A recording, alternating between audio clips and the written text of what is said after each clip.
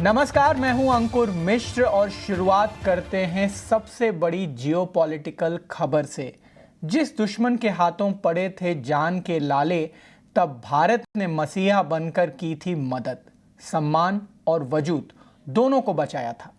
लेकिन आज उसी बांग्लादेश में भारत के खिलाफ कट्टरपंथी नारा बुलंद हो रहा है और जिसने उससे सबसे ज्यादा दर्द दिया वो पाकिस्तान आज बांग्लादेश का करीबी बन गया है। वो क्या ये नजदीकियां भारत के लिए नासूर बन जाएंगी?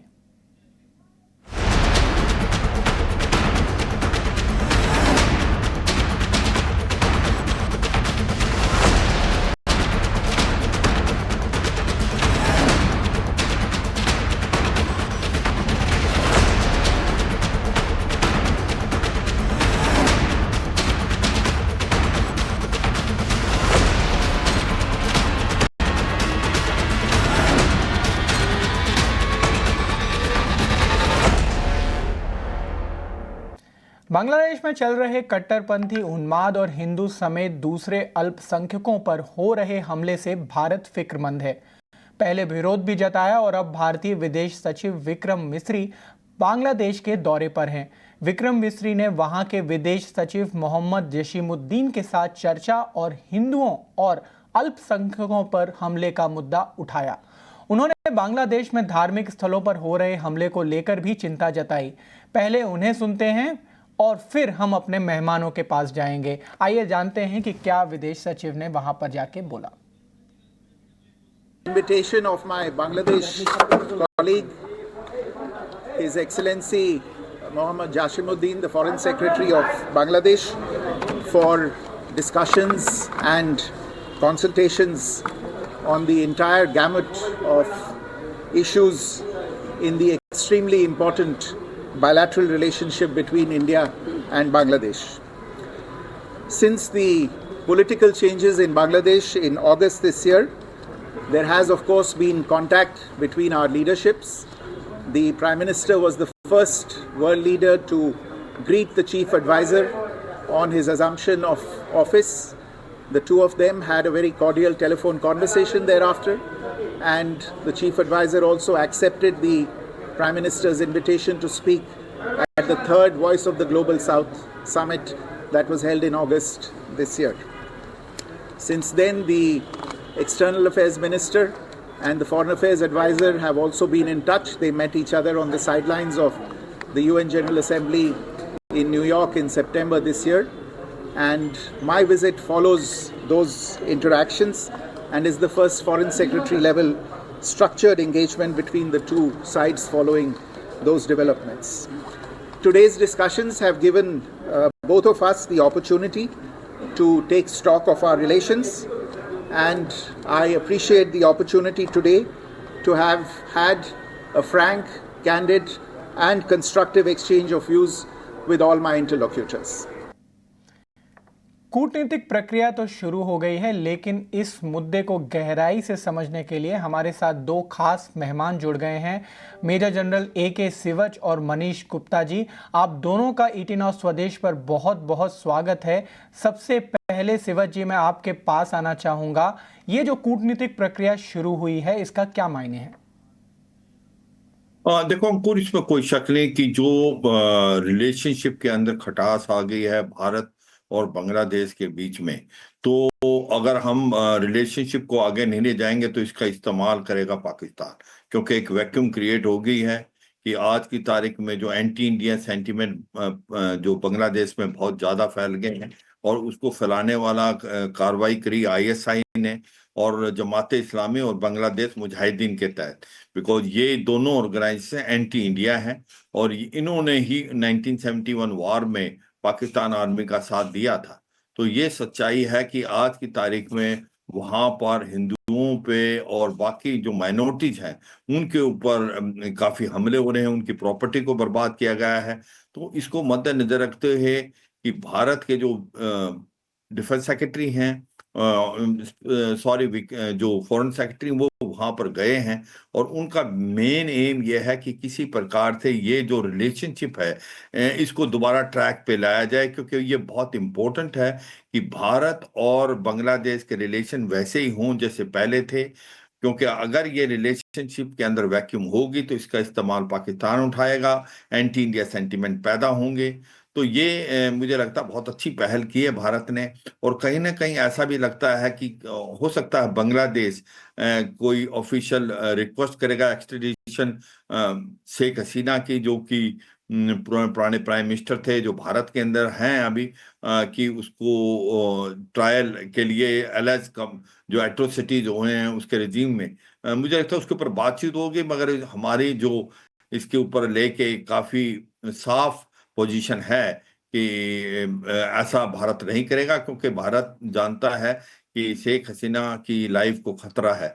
तो ये सच्चाई है कि ये जो रिलेशनशिप है एक बड़े क्रूशियल पीरियड में जा रहे हैं। एक प्रकार से ये कहूंगा कि मैं उसके अंदर काफी खटास हो गया है। वो भारत देश जिसने बांग्लादेश को आजादी दिलाई थी, 1971 की लड़ाई जो मुक्ति बाहिनी के साथ भारत की फौज लड़ी थी, जब पाकिस्तान की आर्मी ने जेनोसाइड किया था बांग्लादेश में, कम से कम 5 से 10 लाख लोगों को मारा था, 2 से 5 लाख औरतों का रेप हुआ था, 1.5 से 2 करोड़ लोग भारत के अंदर शरण ली थी। तो ऐसे समय में भारत ने बांग्लादेश की मदद की थी।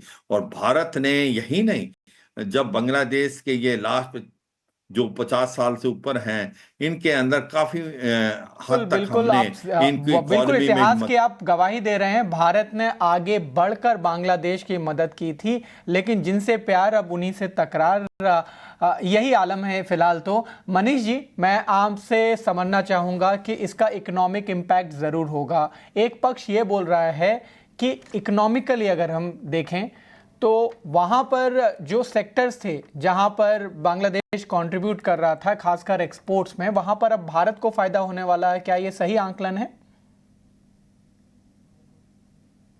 नहीं, देखिए, कभी भी मार्केट से अगर एक दुकान बंद होती है तो उसका नुकसान सबको होता है। अगर बांग्लादेश भारत के संबंध कम होंगे तो बांग्लादेश को बड़ा नुकसान होगा, लेकिन भारत को भी नुकसान होगा। ठीक है, बांग्लादेश भारत के लिए एक बाजार है और वहीं भारत के लिए भी बांग्लादेश एक बाजार है। तो बांग्लादेश की जरूरतें भारत के लिए बहुत हैं। तो जाहिर है कि वो भारत से संबंध आसानी से खराब नहीं करेंगे। लेकिन जिस तरह की पाकिस्तान परस्त ताकतें बांग्लादेश को ड्राइव कर रही हैं, उनका सोल टारगेट भारत से रिलेशनशिप खराब करना ही है और वो इस काम में लगे रहेंगे अनटिल एंड अनलेस कोई सुप्रीम फोर्स आकर, कोई बड़ी फोर्स आकर बांग्लादेश को टाइट करे। तो अभी फिलहाल स्थिति ये है कि बांग्लादेश में भारत का बहुत सारा एक्सपोर्ट होता है। सिवाय कॉटन और जूट के अलावा बांग्लादेश हर चीज में भारत से इंपोर्ट करता है। अगर संबंध खराब होते हैं तो वो बांग्लादेश भारत इंपोर्ट नहीं कर पाएगा, तो भारत को नुकसान है। हाँ, बांग्लादेश का कोई नुकसान करके भारत को बेनिफिट होना हो, ऐसा कोई मुझे इंपैक्ट दिख नहीं रहा। अब स्थिति ये है कि जिस तरह के लोग इस समय पावर में हैं, वो लगातार किसी भी कॉस्ट पर, क्योंकि वो लोग इमोशनल बेसिस पर पावर में आ गए हैं, वो किसी भी कॉस्ट पर भारत से संबंध खराब करने को लेकर जुट गए हैं। अब देखिए, अदानी को पेमेंट नहीं हुआ, अदानी ने बिजली की सप्लाई रोकी, तो इसका कोई बड़ा इंपैक्ट नहीं होने का। हम कम रोटी खा लेंगे लेकिन हम दबेंगे नहीं। तो मुझे लगता है कि यह एक कूटनीतिक मोर्चा है जिसको मोदी सरकार को कूटनीति से ही हल करना होगा। हमें ये मान लेना चाहिए इसमें कि बिल्कुल जब भी कोई सरकार कूटनीति ऑलरेडी शुरू हो गई है। हमारे विदेश सचिव जरूर वहां पर गए हैं और एक जो स्टेटमेंट आया है वहां पर साफ शब्दों में बोला है, एक कि भारत और बांग्लादेश के संबंध को नेक्स्ट लेवल तक ले जाने की जरूरत है जैसे कि पहले थे, और दूसरा अल्पसंख्यकों वाला मुद्दा भी स्टेटमेंट का पार्ट है। मैं आपसे समझना चाहूंगा मेजर जनरल जी कि ये जो पॉइंट यहाँ पे स्टेटमेंट में मेंशन किया है कि आमतौर पे जो वर्डिंग होती है स्टेटमेंट्स की वो बड़ी केयरफुली होती है, उसमें भारत क्या हासिल करना चाहता है और आपको क्या लगता है इसका नेक्स्ट स्टेप्स क्या होंगे? देखो, सच्चाई ये है कि भारत को चिंता तो है माइनॉरिटीज की प्रोटेक्शन की, और मुझे लगता है वो भारत बड़े जोरों से उसको बताएगा। मगर भारत ये भी चाहेगा कि भारत के रिलेशनशिप के अंदर कोई खटास ना आए बांग्लादेश में। और ये सच्चाई है कि जब दो देश आपस में पड़ोसियां हैं तो उनकी इंटरडिपेंडेंसी बहुत होती है। और यही सच्चाई है कि भारत जो है एक प्रकार one of the largest trade partner है बांग्लादेश का। और भारत से काफी चीजें इंपोर्ट भी होती हैं बांग्लादेश में, और एक्सपोर्ट भी होती हैं। तो ये सच्चाई है कि अगर इसके अंदर रुकावट आएगी तो ये इसका फायदा चीन उठा सकता है, इसका फायदा पाकिस्तान उठा सकता है, क्योंकि एक वैक्यूम बन जाएगा और वैक्यूम का फायदा उठाएगा स्पेशली चीन। तो इसको हमें मद्देनजर रखे कि जो खटास होगी उसको जल्दी से जल्दी खत्म किया जाए, दोबारा भारत और बांग्लादेश के रिलेशन को ट्रैक पे डाला जाए, और जो हमारे अंदर ट्रेड था, कनेक्टिविटी थी, पीपल टू पीपल कॉन्टैक्ट था, वैसा ही बरकरार रहे जो कि 5 अगस्त से पहले था। ये बहुत जरूरी है। जो बात आपने की कि हो सकता है कि बांग्लादेश की अगर इकॉनमी अच्छा नहीं करती तो किसी तरीके से भारत को इनडायरेक्टली फायदा हो सकता है। हाँ, मुझे लगता है उसमें एक ही है जो इंडस्ट्री टेक्सटाइल की, भारत की और जो बांग्लादेश की टेक्सटाइल इंडस्ट्री में काफी एक प्रकार से कंपटीशन था। और यह भी सच्चाई है कि लास्ट 15 साल में बांग्लादेश की इकॉनमी बहुत अच्छा की थी, और उसकी जो टेक्सटाइल इंडस्ट्री, भारत की टेक्सटाइल इंडस्ट्री और पाकिस्तान की टेक्सटाइल इंडस्ट्री काफी अच्छा कर रही थी। तो ये सच्चाई है। अगर टेक्सटाइल का तो सवाल बांग्लादेश एकदम के आपने अंदर सही बताया, लेकिन एक चीज आपने जो मेंशन की मैं आपसे वापस पूछना चाहूंगा। आपने चाइना का नाम लिया, लेकिन हम सुन रहे हैं कि श्रीलंका, चाइना, पाकिस्तान सारे हमारे नेबर्स हैं। क्या ये सारे एंटी इंडिया फोर्सेस एक होने का एक डर रहेगा भारत के पास? आपको क्या लगता है? बिल्कुल बिल्कुल, अगर हम अपने रिलेशनशिप को देखो, सच्चाई है ये छोटे छोटे देश हैं और ये इस्तेमाल करना चाहते हैं कि बांग्लादेश हो, चाहे श्रीलंका हो, चाहे भूटान हो, चाहे नेपाल हो, तो वो भारत और चीन के बीच में जो एक प्रकार से बीच में होके दोनों का फायदा उठाना चाहेंगे। मगर ये समझना पड़ेगा कुछ भी हो, क्योंकि चीन के पास डीप पॉकेट्स हैं, उसके पास इकोनॉमिक माइट है, और वो अपने बेल्ट रोड इनिशिएटिव से इनके अंदर घुस चुका है, और वो उनको डेप्थ ट्रैप में ले लेगा। तो इसलिए जिस प्रकार से हमने श्रीलंका को मदद की थी जब उसकी इकोनॉमी बहुत खराब थी, तो उस समय चीन ने मदद नहीं की, भारत ने $4 बिलियन का उसको लोन दिया था। तो मुझे लगता है कि रियलिस्टिकली ये भी जानते हैं, भारत जो है जो भी कार्रवाई करता है, ट्रेड करता है, इन्वेस्टमेंट करता है, वो सच्चे मन से करता है। जबकि चीन का जो तरीका है वो है डेप्थ ट्रैप में डालना। तो ये सच्चाई है। तो इसको आपने जो क्वेश्चन मार्क किया, हमें बहुत ध्यान रखना है कि अब नेपाल में भी अगर देखें, केपी शर्मा ओली जब गए हैं चीन के अंदर, तो उन्होंने कहा है कि हमें लोन नहीं चाहिए, हमें ग्रांट्स चाहिए। और चीन के साथ भी नेपाल में बढ़ोतरी होती जा रही है। तो ये अगर छोटे छोटे देश भारत की बजाय चीन की तरफ बिल्कुल, जाएंगे ये तो वो खतरा भारत बिल्कुल के लिए बना अच्छा हुआ नहीं है। है। चूंकि समय की थोड़ी सी कमी है, इसलिए मैं आप दोनों को यहां पे रोकना चाहूंगा, लेकिन एक आखिरी पोल ले लेते हैं। क्या आपको लगता है भारत ने जो ये स्टेप शुरू किया है, इससे हमें शॉर्ट टर्म में कुछ हल देखते हुए मिल रहा है? यस या नो में जवाब दीजिए बस। सबसे पहले मेजर साहब आप, और फिर मैं मनीष के पास आऊंगा। हाँ, बिल्कुल बिल्कुल, यस। या मनीष जी?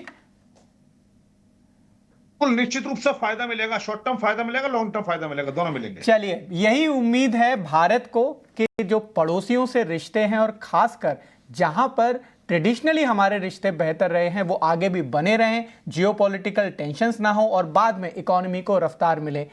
आप दोनों ही मेहमानों का जुड़ने के लिए बहुत बहुत शुक्रिया। फिलहाल वक्त हो चला है एक छोटे से ब्रेक का। ब्रेक के बाद जल्द वापस आते हैं।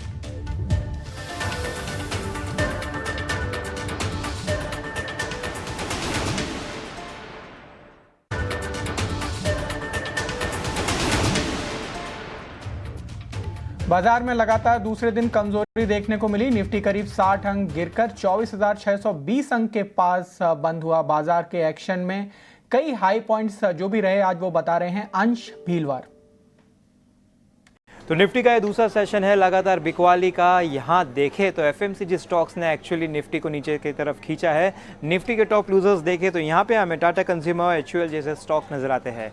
अब अगर दूसरे ब्रॉड इंडिसेस की बात करें तो दोनों ही मिड कैप स्मॉल कैप हमें हरे निशान में बंद होते हुए नजर आए और ये 12th कॉन्जिक्यूटिव सेशन है लगातार जब हमें यहाँ पे हरा निशान नजर आया तो ये काफ़ी एक स्ट्रॉन्ग पॉजिटिव मोमेंटम दिखाता है mid cap small cap index में। मिड कैप इंडेक्स की बात करें तो आज इंडेक्स ने 1 मंथ हाई के लेवल को टच किया, तो स्मॉल कैप इंडेक्स ने आज 2 मंथ हाई लेवल को टच किया है। अब अगर सेक्टर इंडिसेस की बात करें तो यहाँ पे Nifty metal top sectoral gainer के तौर पे नजर आता है और ये तीसरा सेशन इसमें लगातार खरीदारी का, तो यहाँ पे भी एक अच्छा बुलिश सेंटिमेंट बनता हुआ नजर आता है। निफ्टी रियल्टी 2 सेशन से जो गिर रहा था वो आज हरे निशान में क्लोज हुआ और इसका मेन जो लीडर है वो यहाँ पे फिनिक्स मिल्स नजर आता है। लूजिंग की फ्रंट की बात करें तो यहाँ पे Nifty FMCG top sector loser के तौर पे नजर आता है जो कि 2 सेशन से गेन कर रहा था और अब लाल निशान में बंद हुआ। साथ ही साथ अगर इसे चार्ट पे भी देखें तो एफएमसीजी पिछले 10 सेशन से एक साइडवेज रेंज में फंसा हुआ नजर आ रहा था और अब वहाँ से नीचे की तरफ ब्रेकडाउन दे चुका है, तो यहाँ पे काफ़ी बेयरिश सेंटिमेंट बनता हुआ नजर आता है। इसके साथ साथ हम देख रहे हैं कि निफ्टी फार्मा, निफ्टी एनर्जी और निफ्टी बैंक भी लाल निशान में बंद हुआ और ये दूसरा सेशन है लगातार बिकवाली का इन तीनों इंडाइसेस के लिए। अब अगर ओवरऑल देखा जाए तो काफ़ी मिले जुले संकेत नजर आ रहे हैं, लेकिन अगर चार्ट पे देखें तो निफ्टी बैंक पिछले 3 सेशन से एक साइडवेज रेंज में ही फंसा हुआ नजर आ रहा है, तो यहाँ पे कंसोलिडेशन से साइडवेज ट्रेंड बनता हुआ नजर आता है। और आइए नजर डालते हैं एक ब्रेकिंग न्यूज पे जो आपके चैनल पे फ्लैश हो रही है। संजय मल्होत्रा रेवेन्यू सेक्रेटरी हैं जो इस समय गवर्नमेंट में, वो अगले गवर्नर होंगे, ऐसा सूत्रों के हवाले से खबर आ रही है। आपको हम जानकारी के लिए बता दें कि 10 तारीख यानी कि कल जो करंट आरबीआई गवर्नर हैं उनका जो टर्म है वो एंड हो रहा है। 6 साल तक वो आरबीआई गवर्नर रहे और अब खबर ये आ रही है कि संजय मल्होत्रा जो कि करंट रेवेन्यू सेक्रेटरी हैं वो अगले आरबीआई गवर्नर होंगे। उनकी प्रोफाइल पे भी नज़र डाल लेते हैं। वो 1990 बैच के आईएएस ऑफिसर हैं, कंप्यूटर साइंस में बीटेक की डिग्री होल्ड करते हैं और उन्होंने ये डिग्री ली है आईआईटी कानपुर से, साथ ही पब्लिक पॉलिसी प्रिंसटन यूनिवर्सिटी से वहाँ पे पढ़ाई की है और इससे पहले डिपार्टमेंट ऑफ फाइनेंशियल सर्विसेज में भी काम कर चुके हैं। और अब ये खबर सूत्र हमें बता रहे हैं कि अगले आरबीआई गवर्नर संजय मल्होत्रा हो सकते हैं। हम आपको ये बता दें कि ये जो खबर है अभी तक इसका ऑफिशियल नोटिफिकेशन नहीं आया है, हालांकि सूत्रों के मुताबिक उनका जो औपचारिक ऐलान है वो बहुत जल्द हो सकता है। इसके अलावा संजय मल्होत्रा ने न सिर्फ गवर्नमेंट में सेक्रेटरी के तौर पे काम किया है बल्कि एक कंपनी है REC, वहाँ पे भी CMD रहे हैं। वो 9 नवंबर 2020 में वहाँ पे चेयरमैन अपॉइंट हुए थे जो करंट चेयरमैन हैं उनसे पहले। और साथ ही पूरा अगर हम ओवरऑल उनके अनुभव की बात करें तो 30 साल का एक्सपीरियंस है उनको। Power, finance, taxation, IT, mining sector, ये सारे जो सेक्टर्स हैं वहाँ पर उनको अनुभव है। और साथ ही इंस्ट्रूमेंटल रहे हैं फ्रेंचाइजी, PPP ट्रांसमिशन, ये सब जो कल की चीज़ें हैं, यानी कि एक कदम आगे रख के सोचने वाले का ओहदा उन्हें मिला हुआ है और इसीलिए उनकी सबसे पहले एडिशनल सेक्रेटरी के तौर पर नियुक्ति हुई थी मिनिस्ट्री ऑफ पावर में। वहाँ पे उन्होंने प्राइवेटाइजेशन, डिस्ट्रीब्यूशन, यूनियन टेरिटरीज के लिए इन सारी पहलुओं पर काम किया। बाद में उन्होंने DFS में काम किया और करेंटली रेवेन्यू सेक्रेटरी के तौर पर भारत सरकार में सर्व कर रहे हैं। और अब ये खबर आ रही है कि वो रिजर्व बैंक ऑफ इंडिया के अगले गवर्नर हो सकते हैं। पिछले गवर्नर की अगर हम बात करें शक्तिकांता दास ने, तो उनको एक बार एक्सटेंशन मिल चुका था और कई सारी जो सूत्र थे ये भी बोल रहे थे कि उनको पूरा चांस है, कैंडिडेचर उनका जो अगले एक्सटेंशन के लिए हो सकता है। लेकिन यहाँ पे सरकार ने फैसला लिया है कि संजय मल्होत्रा अगले गवर्नर होंगे और 3 साल के लिए उनका अपॉइंटमेंट हो सकता है। हम बहुत ही जल्द हमारे जो संवाददाता हैं प्रकाश प्रियदर्शी, उनको जोड़ने की कोशिश करेंगे। लेकिन अभी के लिए आपकी स्क्रीन पे ये बड़ी खबर आ रही है कि संजय मल्होत्रा आरबीआई के नए गवर्नर होंगे। पिछले गवर्नर के कार्यकाल की अगर हम बात करें तो यहाँ पर कई सारे एक्कोलेट्स उनको मिले। अगर हम कोविड-19 की बात करें तो जिस तरीके से इकोनॉमी को उन्होंने स्टीयर किया, उसके बाद समय से पहले अगर हम टाइमिंग की बात करें तो समय से पहले रेट काटना शुरू किए ताकि इकोनॉमी को पुश मिल सके, और उसके बाद लगातार 10 बार शक्तिकांता दास जी ने, जो आरबीआई के गवर्नर रहे, उन्होंने पॉलिसी में कोई छेड़छाड़ नहीं की। हालांकि अगर हम पिछले कुछ तिमाहियों की बात करें, खासकर Q2 की, तो जीडीपी के आंकड़े उम्मीद से काफ़ी कम आए थे। जो उम्मीद थी वो 7% के आसपास थी, जबकि जीडीपी के आंकड़े 5.4% रहे थे। और फाइनली जो रिजर्व बैंक है, उन्होंने भी, आपको याद होगा, जो मॉनेटरी पॉलिसी हुई थी पिछले हफ्ते, वहां पर अपने अनुमान में कटौती की थी। तो क्या ये सारे कारण रहे? क्या पहलू रहा सरकार का सोचने का जब नए गवर्नर का अपॉइंटमेंट किया? तो ये सारे जो सवाल हैं, हम जरूर इनके जवाब ढूंढने को मिलेंगे। लेकिन हमारे साथ हमारे संवाददाता प्रकाश प्रियदर्शी जुड़ गए हैं। आइए समझते हैं कि क्या अपॉइंटमेंट होने वाला है रेवेन्यू सेक्रेटरी संजय मल्होत्रा का आरबीआई गवर्नर के तौर पर। प्रकाश। यस, अब इस खबर पर औपचारिक मुहर लगी है। इनफैक्ट सोर्स बेस्ड इंफॉर्मेशन था कुछ देर पहले तक, लेकिन सरकार ने एक बार फिर से सरप्राइज किया है। रेवेन्यू सेक्रेटरी संजय मल्होत्रा अब आरबीआई के नए गवर्नर होंगे। औपचारिक रूप से ऐलान कर दिया गया है। Cabinet committee on economic affairs ने इस नाम पर मुहर लगा दी है, और अब यूपीटी की तरफ से नोटिफिकेशन भी इशू कर दिया गया है। तो जाहिर तौर पे एक काफी इंपॉर्टेंट डेवलपमेंट है। इस बात को ध्यान में रखते हुए कि शक्तिकांता दास का जो टर्म है 10 दिसंबर को खत्म हो रहा है, यानी कि कल खत्म हो रहा है, और आज सरकार ने एक नए नाम पर मुहर लगा दी है, रेवेन्यू सेक्रेटरी संजय मल्होत्रा और आरबीआई के नए गवर्नर को। जैसा कि आपको पता है कि उनके पास कॉर्पोरेट का भी एक्सपीरियंस है, उनके पास गवर्नमेंट अफेयर्स का भी एक्सपीरियंस है, राज्यों में भी उन्होंने चीफ सेक्रेटरी के तौर पर काम किया है। तो ये काफी मिक्स एक्सपीरियंस के साथ वो आरबीआई के गवर्नर बनेंगे। उम्मीद ये की जा रही है कि जो लेगेसी शक्तिकांता दास छोड़ रहे हैं, और जिस तरीके से उन्होंने पिछले 6 सालों के दौरान आरबीआई के अफेयर्स को हैंडल किया है, अब उसमें संजय मल्होत्रा नए अध्याय जोड़ेंगे। साथ ही साथ आपको मैं ये भी बताना चाहूंगा कि वो रेवेन्यू सेक्रेटरी है, जीएसटी से रिलेटेड अफेयर्स को संभालते हैं, डायरेक्ट इंडायरेक्ट टैक्सेस से संबंधित जो भी अफेयर्स होते हैं उसको संभालते हैं।